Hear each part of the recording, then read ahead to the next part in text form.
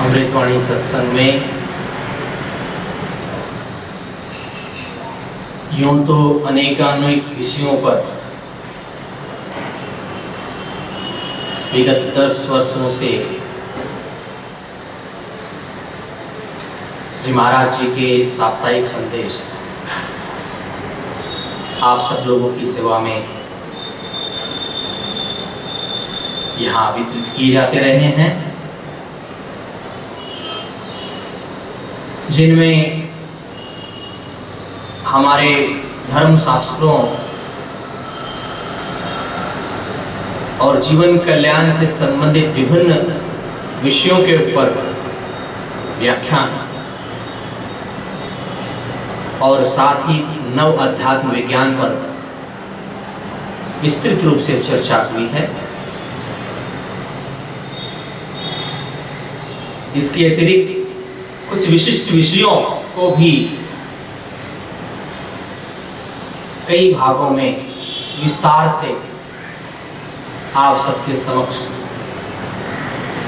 मार्गदर्शन हेतु रखा गया, जिनमें सत्य की खोज, ईश्वर की खोज,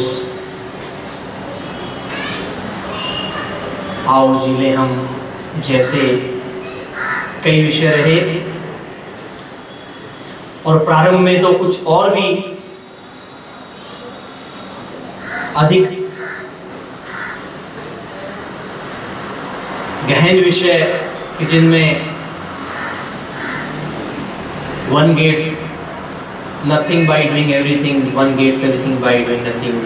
किसी को सब कुछ करके कुछ भी नहीं मिलता, जबकि किसी को कुछ भी किए बिना सब कुछ मिल जाता है। ऐसे रहस्यमय विषयों पर भी प्रकाश डाला गया। और एक नया विषय था जिस पर शायद कहीं शास्त्रों में, ग्रंथों में, साहित्य में कम चर्चा या कम पढ़ने को मिलता हो।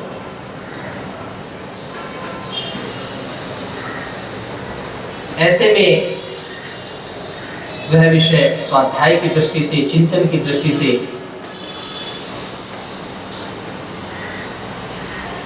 बड़ा महत्वपूर्ण हो जाता है। और वह था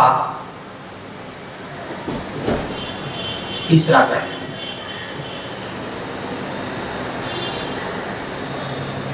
सिक्के के तो दो पहलू ही सुने हैं।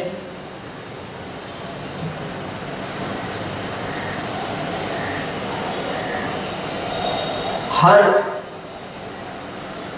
विषय के दो प्रारूप होते हैं।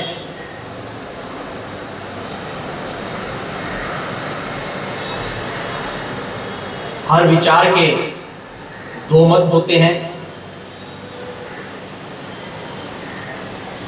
यहां तक कि सृष्टि में दो ही प्रकार के प्राणी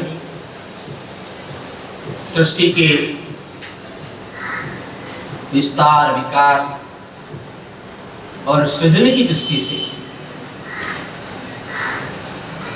जैसे नर मादा, दायां बायां, सही और गलत, हानि और लाभ, अच्छा या बुरा, नकारात्मक या सकारात्मक, और ऊपर नीचे, चाहे आप इस तरह से देखें तो ही पहलू नजर आते हैं। लेकिन तीसरा पहलू कौन सा है, इस पर बड़ी विस्तार से चर्चा हुई थी। मैंने ये भी कहा था कि ये जो 3 का जो अंक है, इसको इतनी आसानी से नजरअंदाज नहीं किया जा सकता। हर बात की दो बात तो निकलती है, एक पक्ष में, एक विपक्ष में। कोई तर्क होता है तो सुतर्क होता है या कुतर्क होता है, लेकिन कोई ऐसा न्यूट्रल भाव, एक तीसरा पहलू, वो क्या? जैसा मैंने कहा कि 3 शक्तियां इस सृष्टि के अंतर में कार्यरत हैं। और आम मनुष्य की दृष्टि, आम बुद्धि में दृष्टिकोण जो है वो दो ही प्रकार का पाया जाता है, जबकि ये जानने वाले भी कि सृष्टि के निहित में तीन बातें, सृष्टि के निहित में तीन तत्व हैं। इसकी रचना में भी सत, रज और तम तीन प्रकार के तत्व हैं। और सृष्टि के आदि, मध्य और अंत तीन भाग, और इनमें भी तीन शक्तियां, जिन्हें हमारे शास्त्रों ने त्रिशक्ति का नाम दिया, त्रिदेव का नाम दिया, ब्रह्मा विष्णु महेश। इतना होने के बावजूद भी इस संसार में हम सिर्फ दो पहलुओं पर ही गौर करते हैं। तीसरा पहलू नजरअंदाज है, तीसरा पहलू हमारी दृष्टि से ओझल है।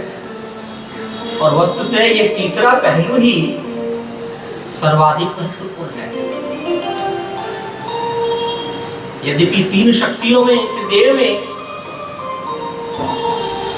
जैसे ब्रह्मा विष्णु महेश त्रिदेव तीन शक्तियां, ये कहना उचित नहीं होगा कि इनमें से कौन सी शक्ति अधिक शक्तिवान है, अधिक महत्वपूर्ण है, और कौन सी कम महत्वपूर्ण या कम शक्तिवान है, क्योंकि तीनों के संतुलन से ही ये सृष्टि है, तीनों के बैलेंस होने से ही होता है। जैसे सत, रज, तम तीनों का बैलेंस इस सृष्टि में है तो सृष्टि कार्यरत है। एक ही तत्व की प्रधानता या प्रमुखता वह समय का विभाजन करके युक्त तो बन सकती है, लेकिन सृष्टि का स्थानापन्न नहीं हो सकती। जैसे सृष्टि में अगर सतयुग की प्रधानता है, सतत्व की प्रधानता है, तो सतयुग हो जाता है। और कालांतर में जैसे जैसे वो तम की तरफ जाता है, बीच के भाग में त्रेता और द्वापर आ जाते हैं, तो युग बन जाते हैं। और इन तत्वों की न्यूनाधिकता के कारण से ही ये युग बदलता है। लेकिन इतना होने पर भी भले ही कलयुग में तामसिक प्रवृत्तियों का पूरा प्रभाव जैसा आज हम संसार में देख रहे हैं, लेकिन फिर भी ये नहीं हो सकता कि ये सृष्टि का स्थानापन्न हो जाए, कि सृष्टि सिर्फ कलयुग में हो जाए, सिर्फ तामसिक प्रवृत्तियां ही संसार में रहें, ऐसा संभव नहीं है।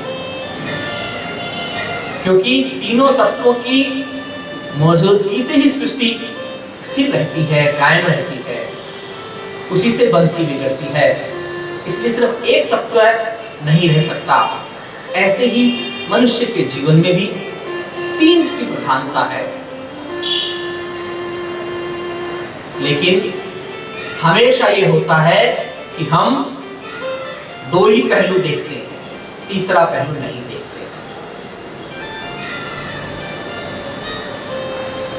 आवश्यकता